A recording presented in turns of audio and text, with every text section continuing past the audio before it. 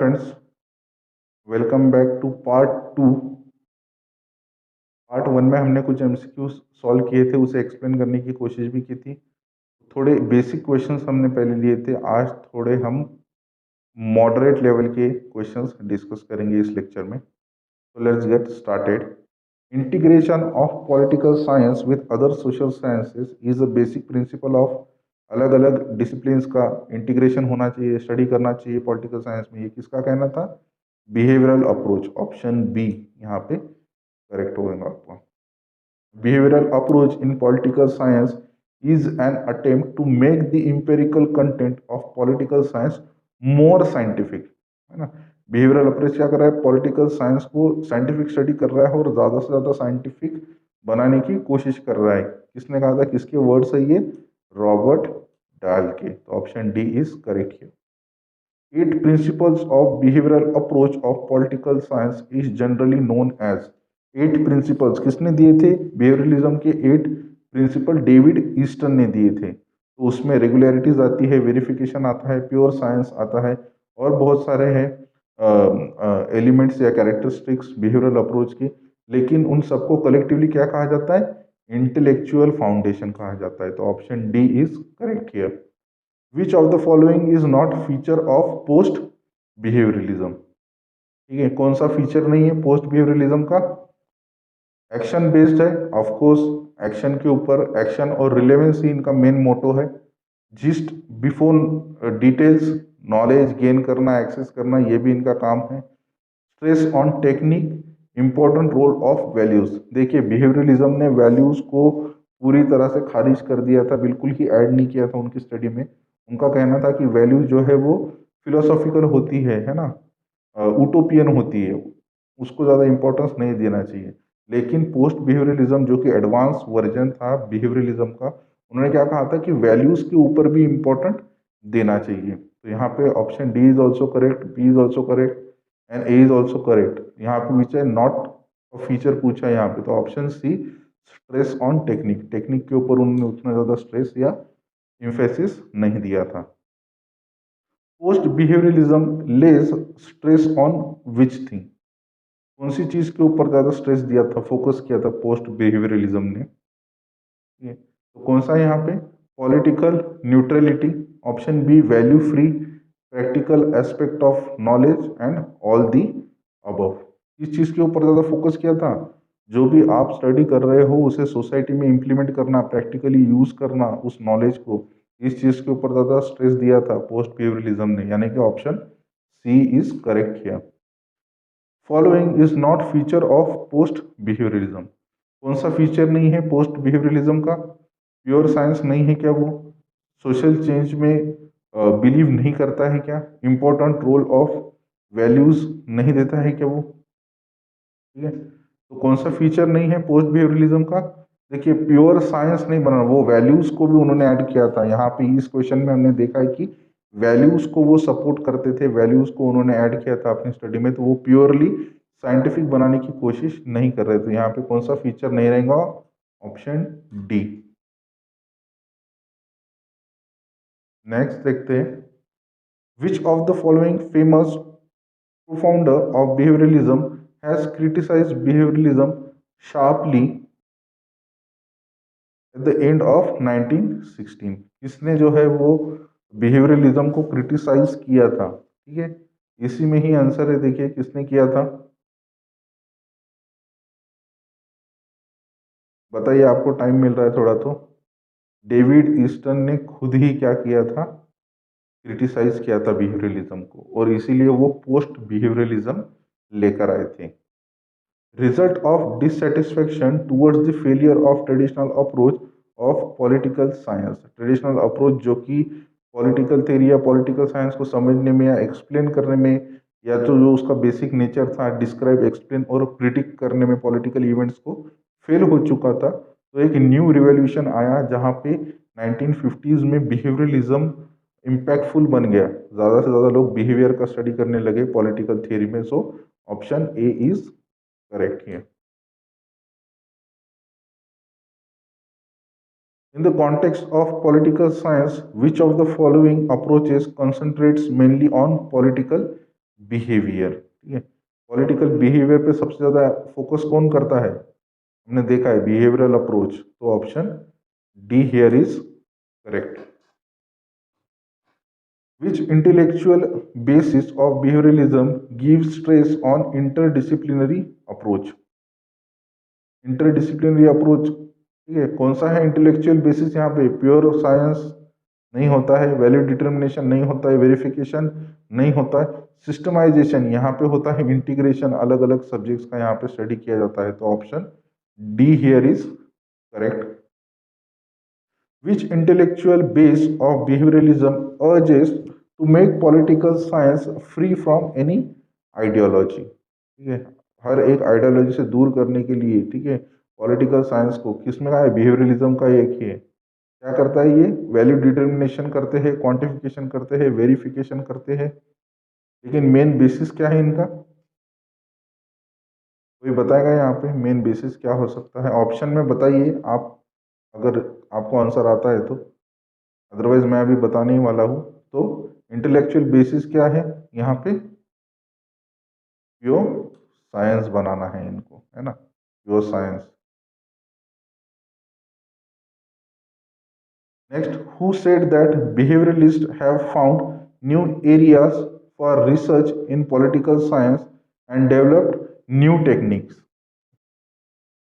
किसने की थी न्यू टेक्निक्स डेवलप करने के लिए, रॉबर्ट ए डाल, डाल का ये सेंटेंस है। देखिए यहाँ पे again back to previous question, which intellectual base of behaviouralism urges to make political science free from any ideology? तो यहाँ पे ऑप्शन डी करेक्ट नहीं था, ऑप्शन ए वैल्यू डिटर्मिनेशन, ठीक है, option A is correct. Pure science मैंने बोल दिया था, करेक्ट कर लीजिएगा इसे, प्योर साइंस नहीं, ऑप्शन यहाँ पे ए वैल्यू डिटर्मिनेशन ये करेक्ट आंसर है। Let's see next question. Political science stresses the study of, किस चीज का स्टडी करता है पॉलिटिकल साइंस, स्कोप और स्टडी ऑफ पॉलिटिकल साइंस में हमने देखा था कि वो government institutions, various organisations of government का स्टडी करता है, स्टेट का स्टडी करता है, पावर का स्टडी करता है, that means answer is D, all the above. The behavioralist approach to the study of political science was developed as a protest against, किस चीज के प्रोटेस्ट के लिए आया था, ट्रेडिशनल अप्रोचेस को रिप्लेस करने के लिए आया था। ट्रेडिशनल अप्रोच में कौन से आते हैं, हिस्टोरिकल अप्रोच आता है, फिलोसॉफिकल अप्रोच भी आता है, डिस्क्रिप्टिव इंस्टीट्यूशनल अप्रोच भी आता है, और लीगल अप्रोच भी आता है। यानी कि इन सभी को क्रिटिसाइज या रिप्लेस करने के लिए जो है वो बिहेवियरल अप्रोच आया था, तो option D all the above is correct है। What represents political science as the science of action? क्या रिप्रेजेंट करता है, ठीक है, पॉलिटिकल साइंस को साइंस ऑफ एक्शन बताने की कोशिश करता है। यहाँ पे देखिए जहाँ पे एक्शन ये वर्ड आता है, ठीक है, जहाँ पे भी एक्शन ये वर्ड आता है तो आपको पता होना चाहिए आंसर क्या होता है, post behaviourism, action and relevance. The behavioralist approach differs from the traditional approach for the study of political science insofar as it is analytical, it is general rather than particular, it is explanatory rather than ethical। ठीक है, कैसा है, analysis होते हैं, अलग अलग subject का study किया जाता है, यानी कि ए इज यहाँ also correct here. B it is general rather than particular, एक पर्टिकुलर चीज से ज्यादा जनरल सारे ही सिस्टम का ये स्टडी करते हैं, जनरल बिहेवियर का स्टडी करते हैं। B is also correct. It is explanatory rather than ethical, ethical नहीं है, नैतिक नहीं है, ये एक्सप्लेनेटरी फैक्ट बेस्ड है ना, वैल्यू बेस्ड नहीं है, फैक्ट बेस्ड है, हर एक चीज को फैक्चुअली एक्सप्लेन करने की कोशिश करते हैं। तो option A B C is correct, that means all the above features are correct, option D. Which one of the following is regarded as the most important contribution of behavioralism to political science?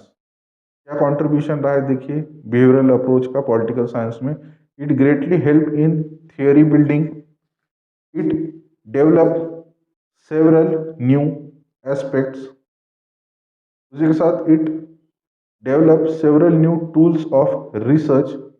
It emphasized the important role of history can't play in research. तो main M क्या था इसका, main contribution क्या था कि new tools दिए थे research करने के लिए, जैसे studying of behaviour, integration of various discipline, ये टूल्स थे। तो ऑप्शन सी यहाँ पे क्या रहेगा आपका करेक्ट आंसर है। नेक्स्ट देखते हैं, which approach demands relevance and action. देखिए मैंने कहा था जहाँ पे एक्शन वर्ड आता है, रिलेवेंस आता है, तो ये किसका था, पोस्ट बिहेवियरलिज्म, रिलेवेंस और एक्शन में बिलीव करते हैं, डेविड ईस्टन ने दिया था ये। Which one of the following is the two environments exist in input output approach according to David Easton. देखिए जो एनवायरमेंट होता है, हमारा सराउंडिंग होता है, उसमें जो इनपुट आउटपुट जिस तरह से फंक्शन करता है, फीडबैक मैकेनिज्म होता है, तो किसके इनपुट, डेविड ईस्टन के अकॉर्डिंग उसका फंक्शनिंग क्या होता है, मेन रोल क्या होता है उसका, international national environment, social and political environment, internal and external environment, और option D internal societal and extra societal environment. तो यहाँ पे ऑप्शन डी इज करेक्ट, ठीक है। सोसाइटी, सिस्टम और सिस्टम के बाहर जो एनवायरनमेंट है उसका रिजल्ट आता है आपको फीडबैक में इनपुट आउटपुट के। Who is the author of history of political theory, ये बहुत ही फेमस बुक है, ये किसने लिखी थी, ये जॉर्ज सेबिन ने लिखी थी। Which of the following statements are correct regarding political theory. Political theory engages itself with the political problems and provide solutions. It provide ideas that fact as a tool of change and transformation. Option C, it helps in planning for future। देखिए describe, explain और predict तीनों भी आ गए, यानी कि option यहाँ पे क्या रहेगा आपका, option D, all the above. Which one of the following indicates a relationship between input and output of a political system? क्या करता है, कौन सा ये इनपुट और आउटपुट जो है वो पॉलिटिकल सिस्टम का, कौन बताता है, रिस्पॉन्स पे डिपेंड करता है ना हमारे की, रिस्पॉन्स जो हमारी कैपेबिलिटी होती है। जैसे कि गवर्नमेंट ने अगर हमने देखा था सिस्टम थ्योरी में, अगर हम कुछ हमारी डिमांड्स गवर्नमेंट के सामने रखते हैं तो उन्हें वो फुलफिल करना पड़ता है, अगर वो फुलफिल करते हैं तो रिस्पॉन्स में हमारा सपोर्ट जाता है, यानी कि option D responsive capability. Next, who told the central theme of politics is who gets what, when and how। Political science में क्या होता है, डिफिनेशन डिफाइन किया था पॉलिटिक्स को, एक्चुअली किसने किया था ये, ऑप्शन बी हेरोल्ड लासवेल। उन्होंने कहा था कि पॉलिटिक्स में हमें पता चलता है कि who gets what, when and how. Who gave the famous quotation history is a past politics and politics is a present history. ठीक है, किसने दिया था, ये बहुत ही फेमस कोट है, ये एग्जाम में एक बार पूछा भी गया है। किसने दिया था, जॉन सीली ने दिया था। ठीक है, history is a past politics and politics is a present history. इनका और एक स्टेटमेंट था, history without politics has no fruits and political science without history has no roots. तो ये भी बहुत इंपॉर्टेंट का कोटेशन था, याद रखिएगा आप। Political theory develops into crystallise from through the writings of, किसकी राइटिंग से बना है पॉलिटिकल थियरी, क्रिस्टलाइज यानी कि ज़्यादा डेवलप किसकी वजह से हुआ है, तो सबसे पहले बुक किसने लिखी थी, प्लेटो और एरिस्टोटल के वर्क की वजह से जो है वो पॉलिटिकल थियरी क्रिस्टलाइज्ड फॉर्म में आई है। ठीक है, मार्क्स और एंजल्स बहुत लेट आए, 18 सेंचुरी में आए थे। उसके बाद में सोक्रेटिस और सोफिस्ट, ये कंटेम्प्रेरी थे प्लेटो और एरिस्टोटल के पीरियड में, लेकिन इन्होंने कुछ भी डेटा लिखा हुआ नहीं था। ठीक है, जो भी था वो डायलेक्टिकल मेथड में, यानी कि सिर्फ ओरली उन्होंने बताया था, लिखा कुछ भी नहीं था। तो ऑप्शन बी यहाँ पे करेक्ट आंसर है। Which decade is marks with the resurgence of political theory. हमने देखा है decline of political theory 1950s में, आफ्टर सेकेंड वर्ल्ड वॉर, है ना, डिक्लाइन हुआ था पॉलिटिकल थ्योरी, लेकिन फिर से रिसर्जेंस हुआ पॉलिटिकल थ्योरी में, न्यू आइडियोलॉजीज आई, जैसे कि theory of justice by John Rawls, उन्हें पॉइनर कहा जाता है पॉलिटिकल थ्योरी के रिसर्जेंस का, तो 1950s में। According to David Held, political theory is, देखिए हमने पॉलिटिकल थ्योरी के वेरियस डेफिनेशंस देखे थे, उसमें डेविड हेल्ट की डेफिनेशन थी that political theory is a network of concept and generalization of political life. तो ऑप्शन ए यहाँ पे करेक्ट आंसर है आपका। Next question, political theory is a quite simply man's attempt to consciously understand and solve the problem of his group life and organisation. ठीक है, तो क्या है ये क्वाइट सिंपली मैंस अटेम्प्ट, किसका डेफिनेशन है? बहुत ही फेमस डेफिनेशन है पॉलिटिकल थ्योरी के डेफिनेशंस में, मैंने आपको बताया था कि ये बार बार एग्जाम में पूछा गया है, क्वाइट सिंपली मैंस अटेम्प्ट। तो ये जॉर्ज सेबिन का डेफिनेशन था जो कि बहुत ही इम्पोर्टेंट है। तो यहाँ पे कुछ क्वेश्चंस हमने डिस्कस किए। अगर आपको इन क्वेश्चन से रिलेटेड कोई डाउट है तो आप मुझे कमेंट में बताइए। नेक्स्ट सीरीज हमारी स्टार्ट हो जाएंगी पॉलिटिकल कंसेप्ट्स, ठीक है, इक्वलिटी, लिबर्टी, वो सारे कंसेप्ट्स का हम अभी सेशन लेंगे। हर एक कॉन्सेप्ट के बाद, जैसे इक्वलिटी होने के बाद हम स्पेसिफिक उस टॉपिक पर इक्वलिटी से रिलेटेड एमसीक्यूज सॉल्व करेंगे, ठीक है, जो प्रीवियस एग्जाम्स में पूछे गए हैं उन्हें भी हम सॉल्व करेंगे और साथ में एक्सप्लेन भी करेंगे उनके सॉल्यूशंस को। ठीक है, stay tuned, subscribe to the channel. अगर आपको वीडियो अच्छी लगती है तो ज़रूर सब्सक्राइब करिएगा। That is all for today, bye.